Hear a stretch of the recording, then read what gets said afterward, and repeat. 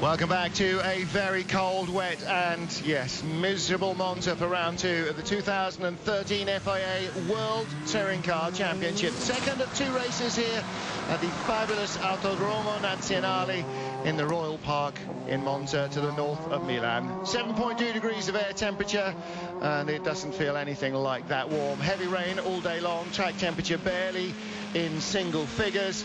93% precipitation, I'm saying 101% precipitation as the cars head out to the pit lane to the grid for the second of our races today. Martin Haven and alongside me British Touring Car Champion Matt Neal. And Matt, everybody's been having a go at you today, saying this is a sort of race whether that you should be racing it as a British driver, but actually nobody's really relishing this at all, are they? It's certainly not getting any nicer. I went down and saw some of the... We had a chat with Huffy and co afterwards, and I said, well, did you enjoy that? It was fun coming through from the back, and it was a resounding no all round, because a lot of it is, I mean, they're clonking on. They're getting up to over 150 mile an hour down these long straights, and you have zero vision, and it can get pretty scary at that point. Well, it's a very valid point, actually, about the speed. I went to talk to Orlinkel, and I was just having a look at some of Mark Basseng's traces, and they are doing just 10 kilometres an hour less in the corners at minimum speed and on the straights at maximum speed than they would be doing in bone dry and crystal clear conditions. So, yeah, they are still absolutely honking on, and apart from the race leader, not one of them can see where they're actually going. Yeah, Van was very lucky he was out in front, because as we heard at the end of the race, in race 1, his window wiper broke halfway through, and that would have been pretty interesting for him if he'd been back in the pack, as he's going to be now. There it is, 2 laps in. We thought as they were released from behind the safety car, because he had clear air, he'd switch them off. Well, at least that's what I thought, but no, they were parked in the middle of the screen, which in fairness ought to have been an indication to me that they were not working properly. Nevertheless, there was no spray for him to look through, and he ended up winning race 1. That's his 3rd consecutive win here in the last 12 months. He won both last year's races and went from pole to victory in round 1 here a little earlier on this afternoon to the delight of his friends and family. I'll tell you what that can be, is that obviously in these conditions, the electrics and the generation of power to feed them all is quite marginal in the cars, and in these conditions they need everything. They need the heated screens, they need the lights, they need the wipers, rain lights, everything's going possible. Another big story is our world champion Rob Huff. We were talking to him earlier, and he's saying that he is going to start from the pit lane. You can hear lots of clonking and banging. He complained of a massive vibration after qualifying, and that wasn't fixed for the start of the race. They changed the discs on his car on the grid. That didn't fix it. He had enormous kickback through the brake pedal. Real difficulty braking the car. Now they've changed drive shafts, they've changed hubs. They're now going to change the differential on the car. They're worried if that isn't changed, it may well go during the race, and well, that leaves him at the mercy of when it explodes and where he is on the track. Yeah, it's a question of needs must, and if he's got to start at the back anyway, so starting from the pit lane, if it looks like it's going to be a safety car start, which I think it is again, which it is, then it's no real loss to Rob, and it's, you know, they've got to try something. His teammate Mark Basseng starts on the outside of the front row of the grid, behind or alongside Daryl O'Young, who's on pole. Michel Nukia, James Nash, 3rd and 4th, ahead of Gabriele Tarquini in the Honda for his 2nd ever start. Pepe Oriola ties up in 6th position. Puncture put him out of race 1.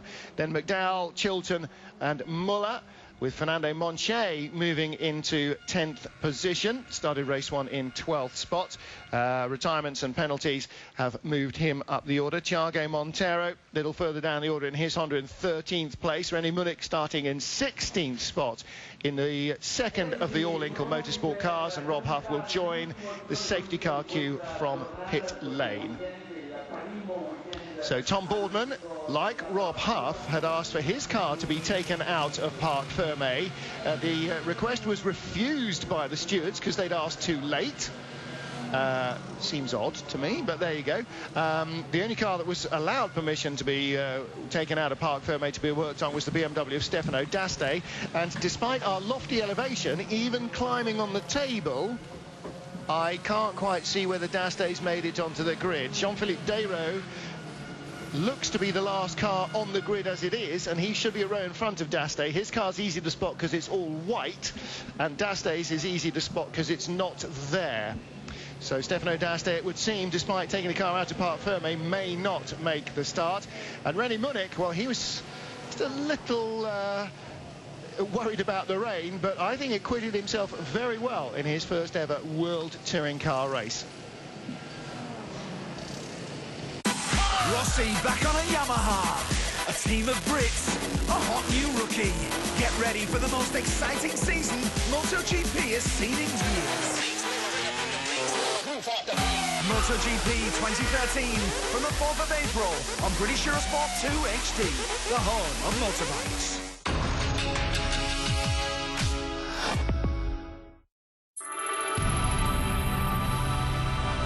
The road to freedom. Japan quality. Yokohama. Your tire.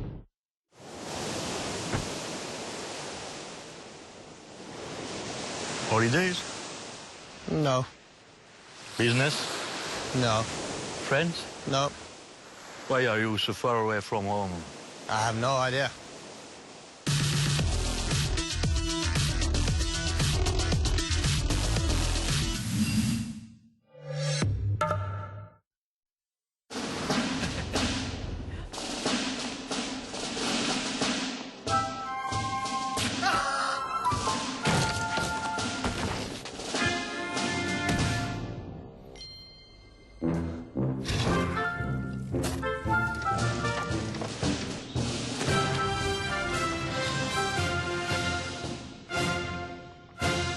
How was your stay? Most refreshing.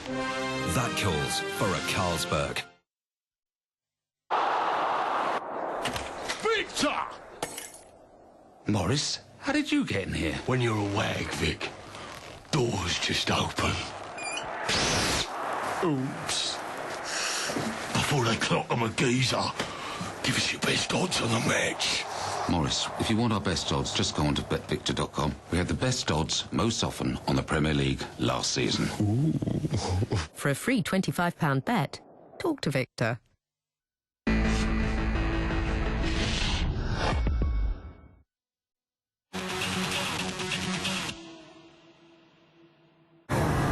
Japan quality.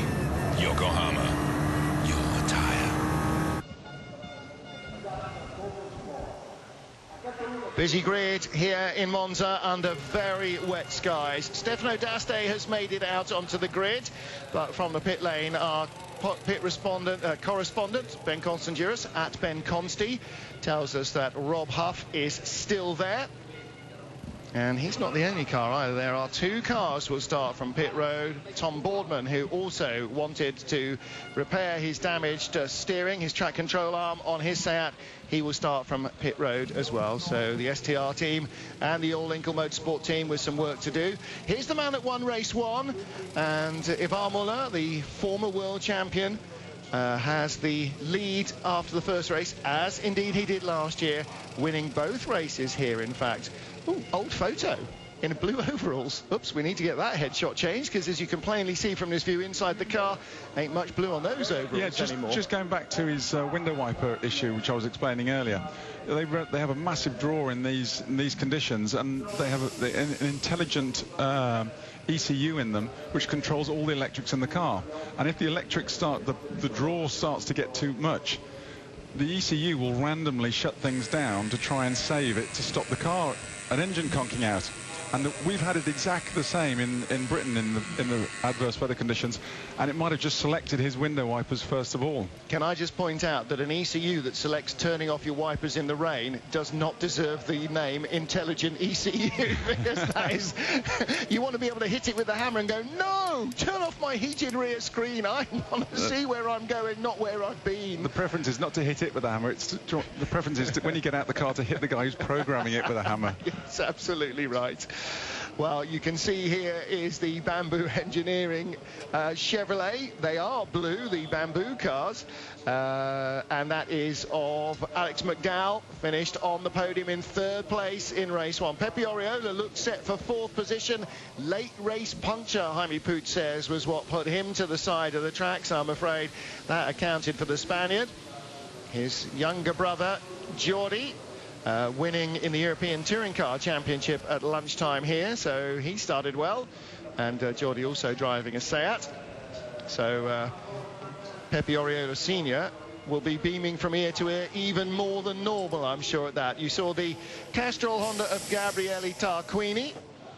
Tarquini finishing as the best of the Hondas in 4th place. Honda 4th and 5th with their 2 factory cars, Matt, behind 3 Chevrolets at the top of the pile. And you've got to say, for a first ever race, and also bearing in mind they've never been in the rain before, you could hardly have expected more of 2 new cars, could you?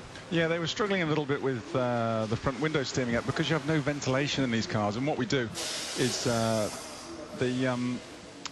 windscreens are not glass, they're polycarbonate, but they have very fine elements in them, so they're heated, and actually the best heated windows for race cars are made in Italy, so from around here. So we have ours made down here, and sometimes again the ECUs can shut them down, or they're not working properly, or if they start to steam up, it's very hard to reverse that misting.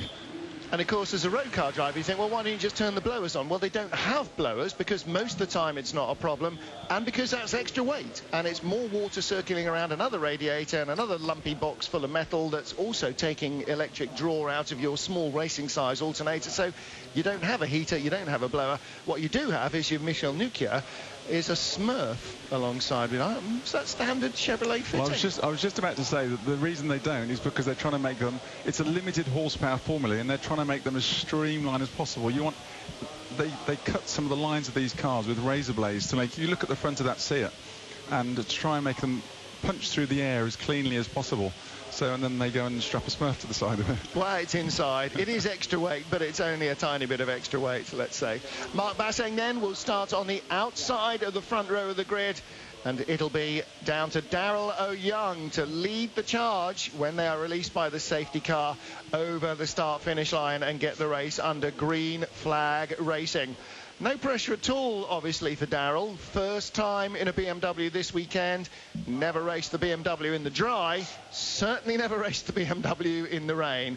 Mark Basseng, I was talking to him. I said, how long is it since you've driven front-wheel drive? He said, a decade. I won the German Clio Cup. But he said, I'm not sure that really helped me that much today. And Rob Huff will start from the pit lane when his car is fixed.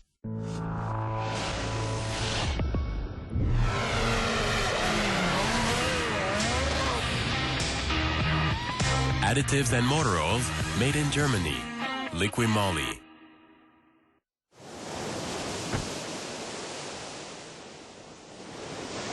Holidays? No. Business? No. Friends? No. Why are you so far away from home? I have no idea.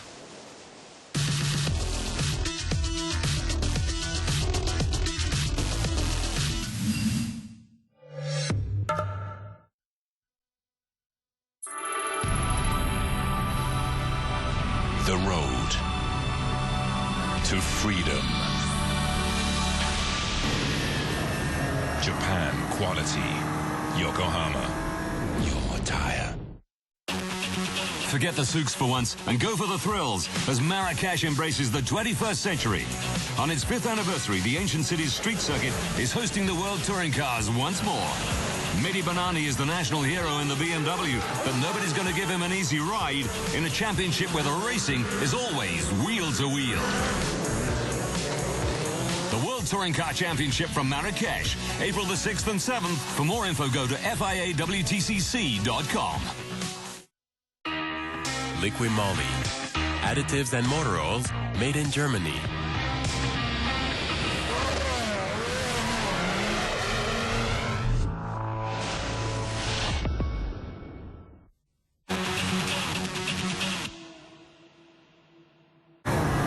Japan quality. Yokohama, your tire. Grid.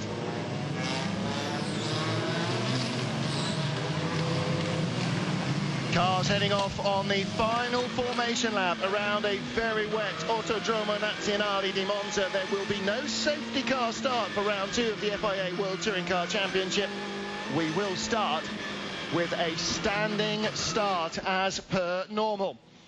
Well, what's back on the car? Wheels are back on, but Rob Huff's car is not down on the ground. Why, Matt? Because they're keeping the tyre warmers on until the last possible moment, and then he will go to the end of the pit road to join Tom Boardman and join the charge from the back of the field once they are released at last into the fray. So Daryl O'Young leads the field. Tom Boardman and Rob Huff, who had a good battle in race 1, will be coming from the back. Yeah, Huff's problem now is he's stuck behind Boardman. He's going to be stuck behind Tom. And Tom actually showed a bit of pace in that race 1. So he definitely was on for a top 10 finish until made contact with James Nash. Yokohama Independent Trophy. McDowell and Nash, Bamboo Engineering drivers first and second ahead of Freddie Bart, who makes his return to the championship, and rookie Jean-Philippe Desraux, who's never raced in the World Touring Car Championship before. And even René Munich, who owns the Munich Motorsport team, getting independent points first time out. There's Boardman's STR Seat. Huff's is still in the air. They are waiting their time. No work going on the car. Huffy looking about as relaxed as you can imagine. And I think they will wait at least until Darrell is on the final on the grid and the other cars are forming up before they drop him to try and keep whatever precious degrees of temperature they can in the tyres. Yeah, I think you're probably right there, Martin. I mean, I'm amazed they're doing a start which is not behind a safety car, because the conditions are actually worse compared to the first race, and they cancelled the Formula... Well, they stopped the Formula 3 race halfway through, which is just 30 minutes ago. Well, there was a lot of teenagers and single-seaters who insisted on throwing themselves and each other at the scenery, so it is slightly different. And, of course, race 1 was a rolling start anyway in any race weekend for the World Touring Car Championship, so maybe they figured a rolling start with that extra 25 kilometers an hour speed into the first corner might just be too much. Of course, the moment everybody drops the clutch here, walls and rooster tails of water will be generated, and so effectively everybody's going to be blind anyway, but ours is not to reason why. Daryl O'Young, René Munich, Michel Nukia and James Nash, the first 4 on the grid. And of course you'll want to know where your race 1 winner, our World Championship leader Ivan Muller, is. There he is, car 12. He starts in 10th place. The man who took pole for race 1. Teammate Tom Chilton starts 9th. So they will be on row 5 of the grid. What will be in front of them when they get down to the first chicane? I'm afraid only time will tell us. So Rob Huff's car now moves down pit road to the pit exit. And he and Tom Boardman will join in once the whole field has cleared the end of the pit lane.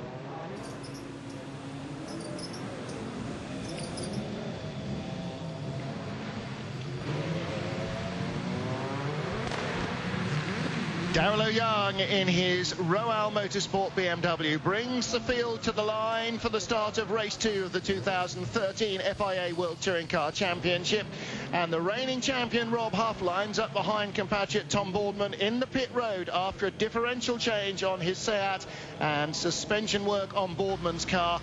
They will go when the rest of the field has cleared them. Race 1 winner Ivan Muller starts 10th.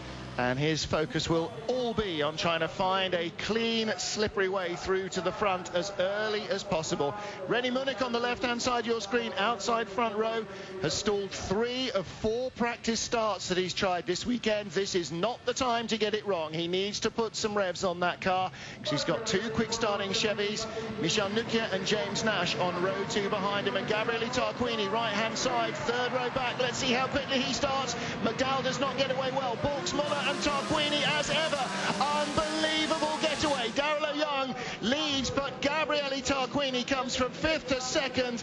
Even though he's in a completely different car to last year, he still manages to outstart almost the entire field. René Munich is 3rd. Pepe Oriola is trying to get 4th. Has to go across the grass. Engsler goes down the escape road. Munich is 3rd, and Tarquini is looking for the lead and glory around the outside of a BMW which may not have much heat in its tyres in Curva Grande. The Italians, he's on home territory at Monza. He smells that win. Well, he's going to have to beat Ivar Muller for it, but he has the lead of the race from Daryl Young. René Munich, I beg your pardon, René Munich. Mark Basseng in 3rd place. Michel Nukia 4th head of James Nash. Ivar Muller from 10th to 6th already in 1 corner. Then Pepe Oriola, Engsler, Bart, McDowell. And Boardman and Huff in that order at the back of the field have left the pit lane. So there is Muller. Oh, and lots of cars going off at the Roger as well. Muller's made very good progress so far. Chilton's a couple of cars left behind him. Looking back from Alex McDowell, who is currently down in 10th place. Woo! And that's Tom Coronel. Contact between the two of them. Coronel stays on. Muller's making a pass again. He's got alongside James Nash. Goodness me, this is just navigating by hope and luck, isn't it, really? Mark Basseng, good move from the GT1 world champion. 10 years since he's driven a front-wheel drive car. You wouldn't think it to look at him. Whoa, and there, jumping the curbs is Michel Nukia, and I'm afraid Daryl Young is just going to be gobbled up by the pack here in this BMW. He's got no experience of it in the rain, and he's already lost a headlight, look. Oh no, that was a car in front of him. It's Nukia. And there is Muller, right behind Young in 5th place already. We're not even into the Parabolica. Now we sweep through the long final corner. It is going to be Honda's first lap led. Mark Basseng in 2nd, Nukia 3rd, and Muller's already 4th. Look out, Gabriele, he is coming for you. It's like the boogeyman's coming, isn't it, with Muller? Well, Boardman and Huff yet to catch René Munich, who is the car in front of them. Tarquini, Basseng, Nukia, 1, 2, 3, and Michel Nukia moves to close down Ivan Muller. Basseng's car again going very deep. He talked to us between the races, Matt Neal, about how the fact that he gets the nose to do what he wants, but then the tail is swinging around and giving him a lot of turn-in oversteer, and he's not been able to cure that. It's his first time in first race proper in a front-wheel drive. Who's that? Oh, that's René Munich. Well, Basseng got away well, but Tarquini from row 3 of the grid, just green and white, scything through the gaps. He was electrifying in the Seat on his starts all last year. There's just something about the old guy. He gets off the line well, doesn't he? Judged that superbly. Look at that. Still struggling to get the power down there. Yeah, couldn't get traction, but got 2nd place. Basseng was in 3rd there. Daryl Young led into the 1st corner, but even then, look, Tarquini trying to go around the outside of him in that 1st corner. Oh, little gentle nudge. Tarquini tapping somebody. I can't believe what you're telling me. And that was the move around the outside of Curva Grande. Well, it may not have traction when it's putting the power down, but by gum, it can get round a corner well, and that was Freddie Bart. Just being avoided by Thiago Montero and everyone else, I think. And Muller through the exit of the Parabolica, going up to 4th place, where he still is behind Michel Nukia. 5th place, Daryl Young from James Nash, Pepe Oriola, Tom Chilton, or Tom C. On, as it's all that's left on his name strip. Stefano Daste's made good progress as well from the back row of the grid. Yeah. He's 12th. Nukia and Muller are now fastest middle sectors, so They're starting to get their heads down now if they work together. Dastey's 12th. Again, from the back row of the grid. Huff is in 18th. He's got ahead of Boardman, who's 19th. But again, Dastey's in 12th. Is it just because they're green and white they suddenly find a way through here? And that is McDowell. It's the Italians. They're at home at Monza, and they've got to do. McDowell was battling Engstler and Montero. He was a fraction behind Engstler, 2 seconds in front of Thiago Montero at the line. So I'm suggesting he may have made contact with Franz Engstler there in turn 11, which is the Parabolica. They're pulling Tarquini back in. He's just 1.4 seconds off.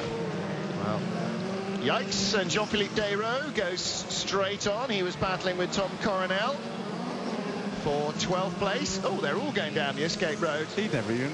Is there gravel or oil or something down there? It's like they're not even attempting.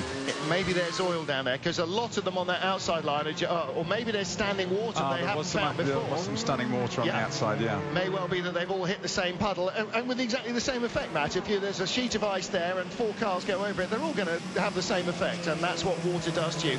Basseng, Nukia and Muller, these 3 cars, and Nukia has a big cold tyre moment. We saw that, didn't we, with Rob Huff and Alain Menu side to side through the Lesmos last year in blue Chevys, and Ivan Muller took advantage then and takes advantage now. Big mistake off Nukia, because now Muller's in front. Nukia now, Muller now third. Tarquini leads. Basseng second, Muller third. Nukia wants a place on the podium. He's looking at Ivan Muller. There's Tomo enjoying things from the sidelines, not half as much as I think he would have been enjoying it. Don't forget, his car would have been where Basseng's is now, second on the grid in race 2, had it been fit to race. Here come the leaders. Tarquini's responded, fastest middle sector of the race. But Muller, fastest lap of all last time round. Nash, fastest first sector on this lap as well. Muller's going to have a look at Basseng. Not yet, he is. Oh, yes, he is. Turns into the Parabolica, and again, so many times we've seen this map. The Chevy with grip to spare on turn-in. Basseng gets the nose planted and drives away from Muller. He should get a good slipstream on him. There's a good distance for a slipstream coming up that start-finish straight as well now. DRS is open. Oh, no, hang on a minute. That's just Muller. And of course, the Chevy's unrestrained by any kind of politics this season. Muller is fully lit at this race. For the first time, we're seeing really what this Chevy Cruze can produce. Oh, Mars Basseng, he's run deep. Again, same thing. Gets the nose turned in, and the tail just drags the car wide out to the curbs, and Muller takes advantage, gets a clean turn in, clean exit. There's Justine Monnier as her man moves up to second place. Muller is coming, just him and Tarquini between him and the lead. Ivan Muller in second place in front of Mark Basseng. He's got by Basseng and Nukia in 1 lap and almost outbreaks himself into the Rogia there. Just got in a little deep, Matt, as we look back from leader Tarquini. Yeah, he can take his time now, but I fear the next target for him is not going to be so easy to put one over on. Well, the only person that Tarquini is not going to heave off into the gravel as they try and go around the outside of him is the one who's currently chasing him. There's this very long-standing and friendly relationship between Tarquini and Muller, and they will treat each other very equally, I think. If Muller comes a knocking, Tarquini's not going to roll over, but Muller's got the speed. Look at him as he comes down now. He's going to make an inside move into Ascari. Will he get there? No, he won't. Tucks in, but he is now in hunter-killer mode, and Tarquini knows that it's his blood that Muller can smell in the water. And look at the water on the apex there of the first part of Ascari. Massive puddles Tarquini ran through, and you know what happens when your road car does that. It stops you dead, and it did the same to the Honda. Muller leads. I'll tell you what, with this much standing water, it'd be easy for Muller to make a mistake on one of the puddles as well, because you're the first car around, which Tarquini was experiencing that time. Yeah, Tarquini found standing water. He really cut the inside of the first right-hand element, or the right-hand element in the middle of Ascari, and the left wheels just hit standing water and stopped dead, and Muller shot by him as a result. But you're right, now Tarquini, the boots on the other foot, it's easier perhaps to chase and put pressure on in these conditions than it is to be the chased, especially when there is a car about to be lapped in front, and that's Norbert Mikulits in the Honda. Well, there is a big puddle on the outside there. Massive puddle, you can see the bow waves. And that's why so many cars just shot straight through the chicane. And the steward's been very sensible about penalties for straight lining the chicanes. You know, this is essentially Class 1 offshore powerboat racing, but with roofs.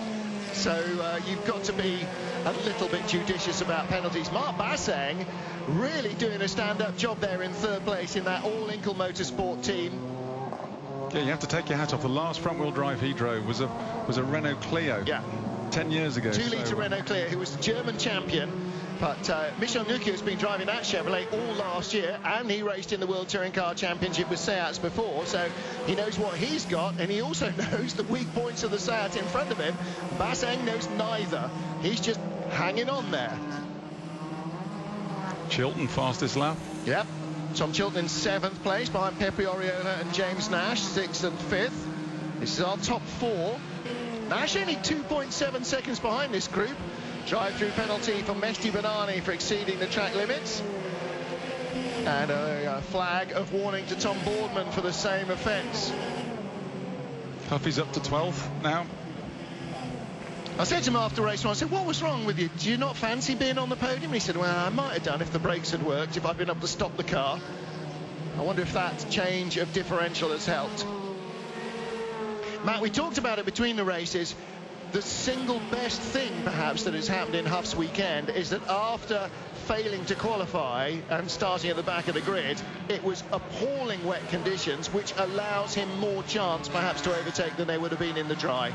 Yeah, it's a combination of that and other drivers, because of the conditions, make more mistakes. Yeah. So allow you to through where it's a much tighter ship you've got to try and navigate through. Was that Chilton behind there? Yes, that's the 5th place battle. That's Nash, Oriola behind him in the Seat, who gets a good run, and Tom Chilton in 7th spot. James Nash 5th at the moment. Pepe Oriola, though, in the slipstream. He'll vanish. And again, got to say, Mark Basseng using all the speed of that car. There is the Honda of Norbert Mikulits, who's had a wretched time in that car. Now is Tarquini. Oh, Muller's gone by Tarquini. Muller's gone by Tarquini, and Basseng, and everybody's having problems. I think that first corner puddle is getting bigger and bigger. Now, did Muller get by Tarquini because he shot straight through? No, that happened about a lap ago. Oh, did he? Oh, I didn't pay attention to that, sorry. Did really? Yeah. Dear, oh dear. Thinking about too many other different things. Okay, so Muller pulling away, 2.4 seconds ahead of Tarquini. I'm sorry, yes. And Basseng went straight through the... Yeah, Nucchi went by him. Tell you what, Nucchi has got Tarquini in his sights now. Yee, power sliding his way through, which you can't do in a rear-wheel drive car, but it looks like it. James Nash there, still honing on Pepe Oriola and Tom Chilton. And they're not... Oh, they are now, actually. They've dropped about a second away, that 3-car battle, from this battle for 2nd place. So they are dropping away. Nash, Oriola and Chilton are tripping over each other. Huff right with Coronel, Oyoung and Daste. It's a 4-car train behind this. So we've got Muller on his own, then a 3-car train for 2nd, a 3-car train for 5th, a 4-car train then for 9th place behind Thiago Monteiro, who's Billy No Mates. It looks as though Nucchi is almost trying to wring the neck too hard of that Chevy. Yeah. One of the keys to speed in these slippy conditions is just being so smooth and not trying to get the car sideways and sliding too much. I mean, Muller in these conditions is a genius. Oh, Boardman and Bart. Muller was an ice racing champion for 10 years, and they changed the rules every year to try and handicap him more and more, and in the end he just left it. And then banned him, yeah. Too good, don't come back. Like indoor karting, too good, don't come back. Here's Huff. Now he is in amongst Oyoung and Coronel. Coronel's got by his Real Motorsport teammate. Nash is still in front of Oriola and Chilton, who is getting closer and closer. Nash and Chilton are those 2 Chevys. 5th and 7th. Don't forget they were Ford's teammates last year. And here comes Tom Chilton's got a good run going on Oriola. Not good enough, though, because that Seat engine is very quick. Chilton sticking with it. Battle for second. Tarquini, Nukia and Bassing. He's missed it again. Yeah. Made it. Right, he got into that water, but got it slowed down, I think. This is getting interesting now, this battle for second. Yeah. If we take Muller out of the equation, we've got a very good race indeed on our hands. Gabriele Tarquini goes by the Honda of Norbert Michelic. Tarquini in second place, Nukia still in third. There's the red, white and green of Tarquini, and Bassang again almost runs up the back of Nukia. Chilton replay of him battling with Oriola. Now no contact, but Oriola left it too late to try and make the corner and had to straight line the chicane. On board with Rob Huff. This is Coronel in front. Yeah, I just got notification Oriola's picked up a drive-through penalty for that. No, he's car 74. Drive-through penalty is for car 25, which would be maybe Benani. Right. In fact, that's been up for he was notified of that before, wasn't he, a couple of times, and who was warned about it? Tom Boardman was warned about it. That's my mistake. Here comes Nukia. There's so much going on here, and Matt, of course, you don't have the adrenaline of being at the wheel, where it's so much easier to follow all these little tributaries and confluences that are going on. When you're at the wheel, you're just so focused and concentrated, you don't have time to think about a lot of things. Up in here, I get more butterflies sat in here watching it now. But you don't need the time to think as well, because your adrenaline is rushing so fast, your synapse is just firing at 1,000,000 miles an hour, and your brain works so much quicker. Huff still with Coronel, flying the curbs with Air Coronel. He cannot get the power down. Look how much traction Huff has got coming out of Ascari, straight by. That's not engine power, that is traction. Huff can get the power on the road, and Tom could not. Change for 10th. Huffy is back in the points. Now we've lost Nokia. Have we lost Nokia? No, not so far. No, that was Montero. This is lap 8 of 10. Can Huff get into the top 6 again? It's a much slower progress this time, because he started from the pit road, and a big slide there. And see how much the car just slows down. There's Nokia. There's Nokia ahead of Coronel. No, ahead of Tarquini. Tarquini, rather. So Nukia is in second place, Chevrolet 1-2, Honda third, Basseng fourth in the Seat, Nash and Chilton 5th and 6th in the Chevys. So still 4 of the top 6 cars are Chevrolets.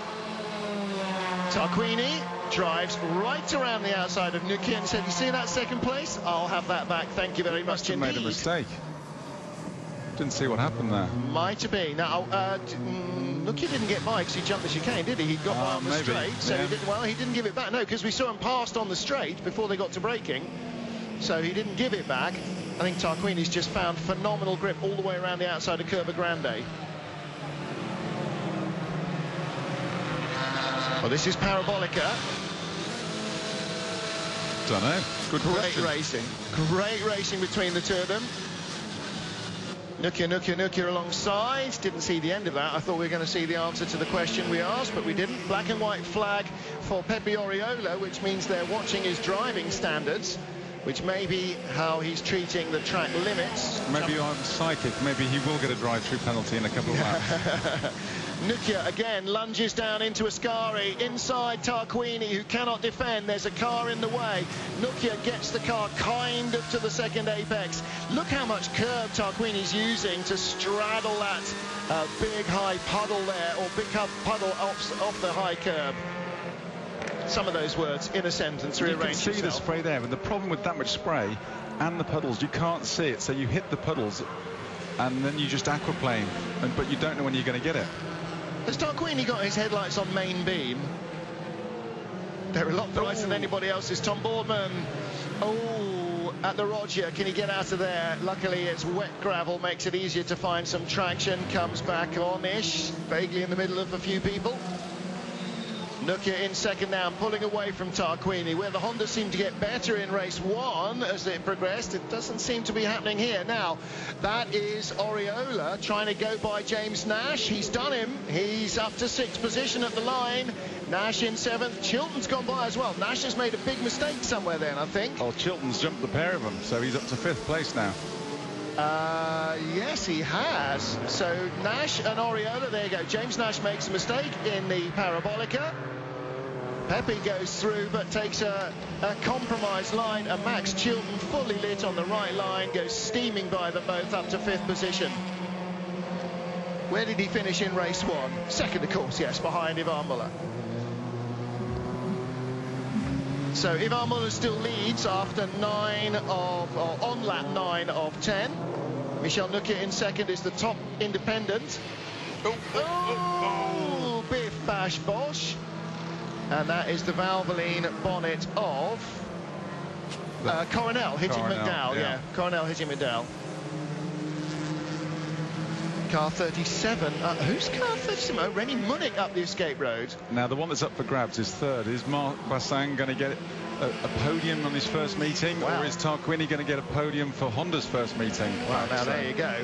There is the battle. 1.2 seconds between Tarquini and Bassin.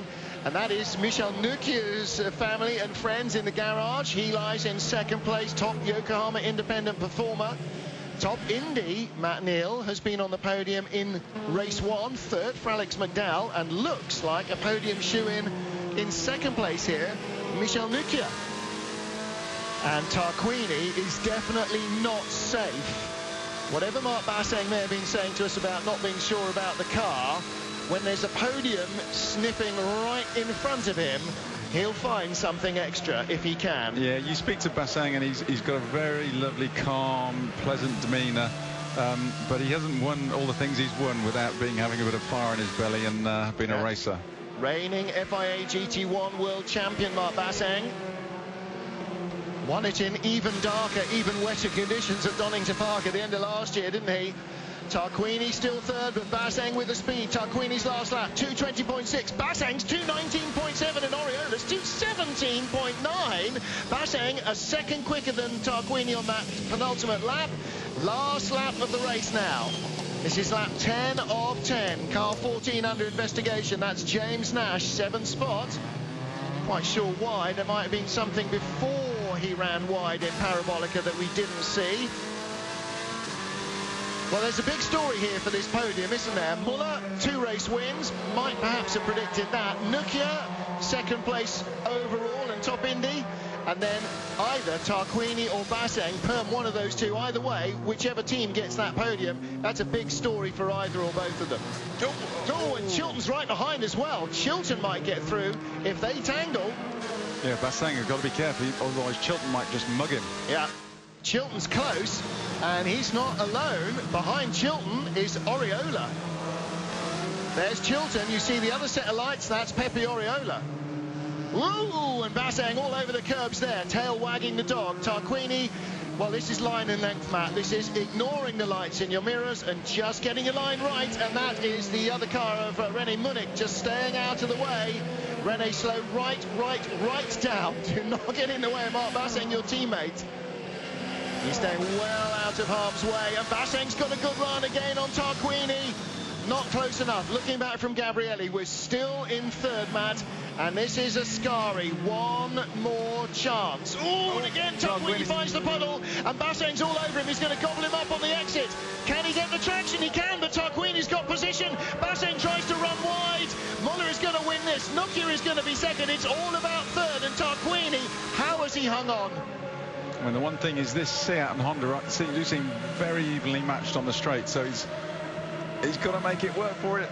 Listen to the Italian commentator going mental. Big wobble from Tarquini. That's what happened to Bassin in to René Munich in qualifying. Tarquini ran into the back of him, but Bassin needs to drive to the line.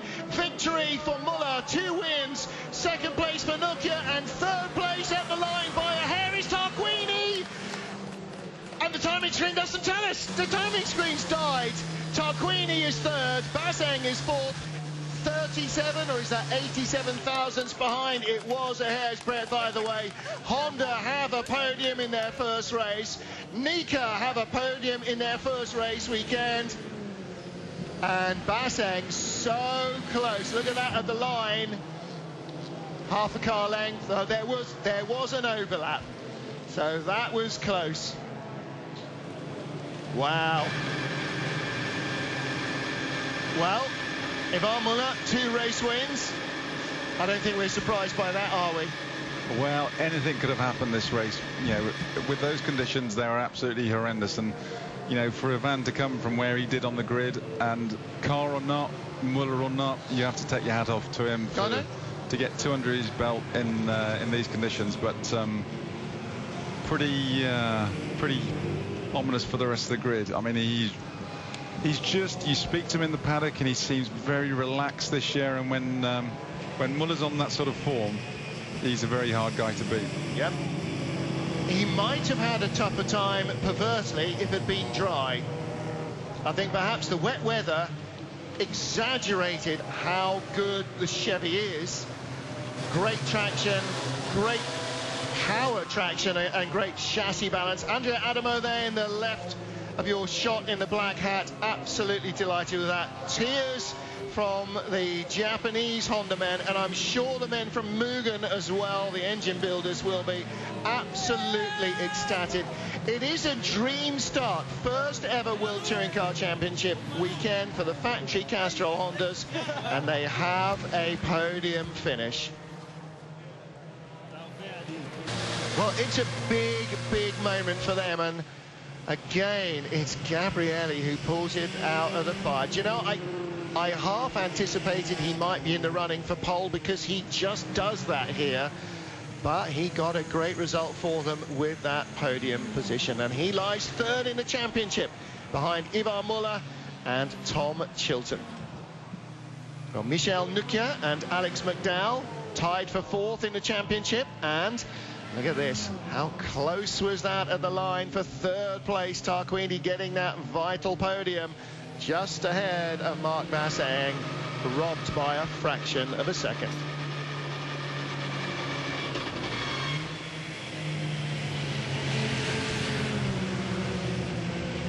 So Van Muller heads into Parc Fermé. He is the championship leader. As last year, Alex McDowell leaves here.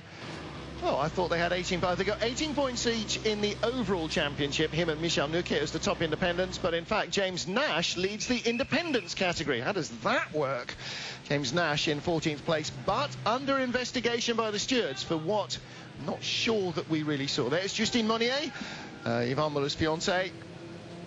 He's going to have to marry one of these years, isn't he? I think. Yeah. I think he's been under pressure. I think she's got the ring and everything. Well, you know, Ivan's not a man to hurry anything, is he? He certainly got a hurry on then. Yeah, he did get a hurry on then. Absolutely. Well, down in Parc Fermé is our man Ben Constanduras, and there is the man, Mr. Lukoil, who has put Ivan into this RML Chevy drive. I don't think that's putting too fine a point. Well done, mate. Well done, good job. Well done, mate. Well done. Thank you, man. For the bloody good race. Well done, good job. Thank you. Good job.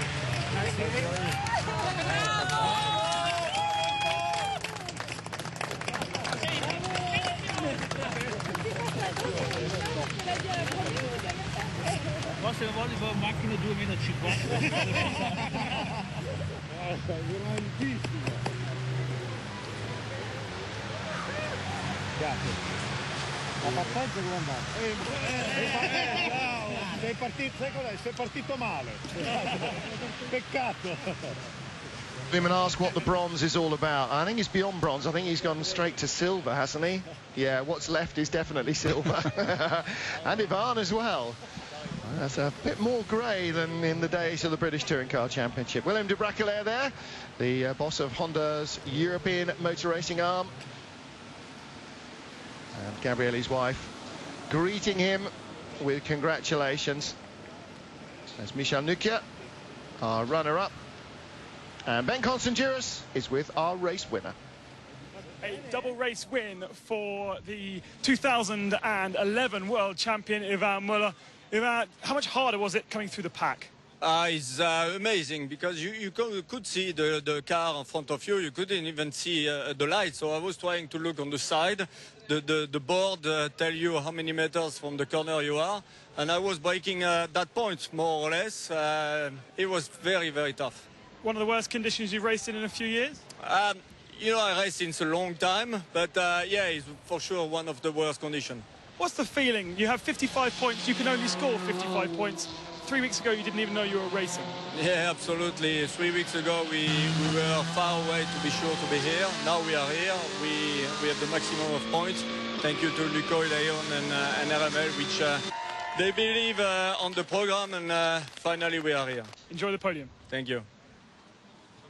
I'm sure he will. Well, it's that Jenson Button moment, isn't it? You know, when Honda left and there was no guarantees, he kept the faith and it all came together well. And look how much that means to Gabriele Tarquini and the Honda guys. Let's hear now from our independent winner, Michel Nukia. Yokohama Trophy for this race in just second position. Michel, what a fantastic drive in your first race for a good half a year in the World Touring Cars. Yeah, it's fantastic to be here. It's fantastic to be P2 and win the independent. It's nice to have a little battle with Ivan. He was, of course, a little bit quicker. This is for our first test, and this is a race test. So I think we have a good car for the next races that come up. And you must feel better because obviously race 1 was so disappointing. Yeah, but our drive shaft was broken. That happens sometimes, and we fix it and just go out and push everything you can. So you can see us sliding a lot, but it was fun. But it's a lot of rain here right now. Congratulations. Thank you very much. There is indeed a lot of rain here. Great racing though from Michel Nukia. I'd spent a lot of time wheel to wheel with Gabriele Tarquini. There was a great bit of racing going on between the two of them.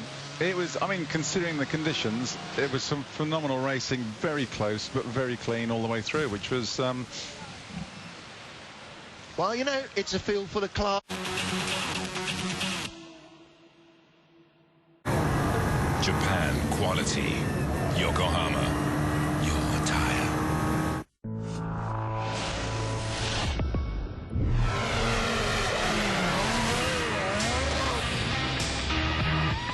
Additives and motor oils made in Germany. Liqui Moly. The road to freedom. Japan quality. Yokohama. Your tire.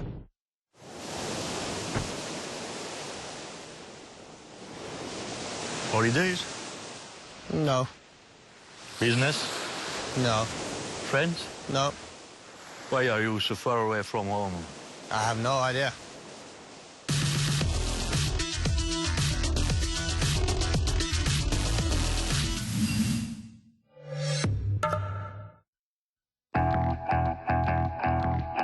Eurosport Player is the Eurosport multi-screen service. With Eurosport Player, watch British Eurosport and British Eurosport 2 live on computer, smartphone and tablet through a single subscription. Watch your favourite events through the catch-up service. Also enjoy exclusive content through the bonus channels. Eurosport Player. All sports, all emotions. Liqui Moly. Additives and motor oils made in Germany.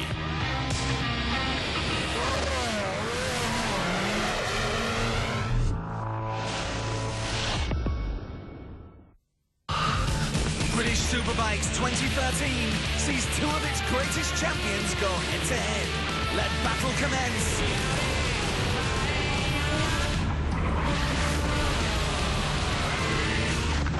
It all starts Sunday, 7th of April, live on British Eurosport 2 HD.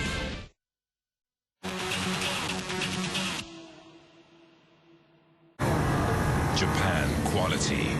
Yokohama. Your tire.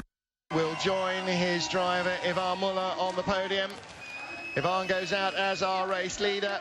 Michel Nukia in second place, the top Yokohama Trophy driver for the Independents. And in third place, Gabriele Tarquini for Castrol Honda.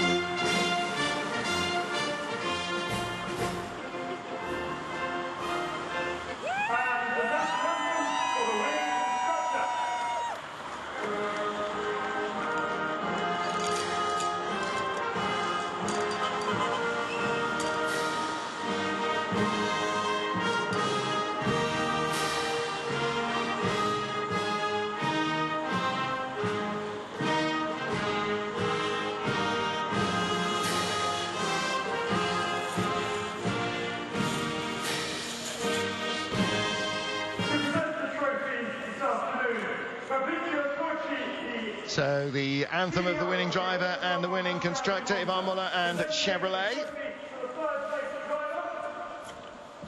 And the trophies will be presented first to third place to Gabriele Tarquini.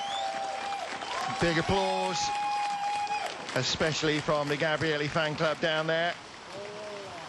Loyal friends and family. And an important day for Honda. They start their World Touring Car campaign with a factory squad and claim their first podium. Michel Nucke, second place. Victory in the independent category in race 2 for the Nika Racing driver. And Ivan Muller starts 2013's campaign as he did 2012's with 2 race wins here in Monza. And Chris Cronin from RML, Ivan's long-serving race engineer, receives the trophy for the winning constructor Chevrolet. Ben Constantinos hasn't even got halfway through the ceremony, and Chris has got an earful of champagne from his driver. And now the Yokohama trophy for the top independent driver presented to Michel Nucke. So Nika Racing go away with a race win in their category and an outright second place as well. 2 trophies and a bottle of fizz. And actually, Michel might want to just keep the cork in that for his team. And Gabriele will be sharing the champagne shower and the contents of the bottle, I'm sure, with the Castrol Honda team.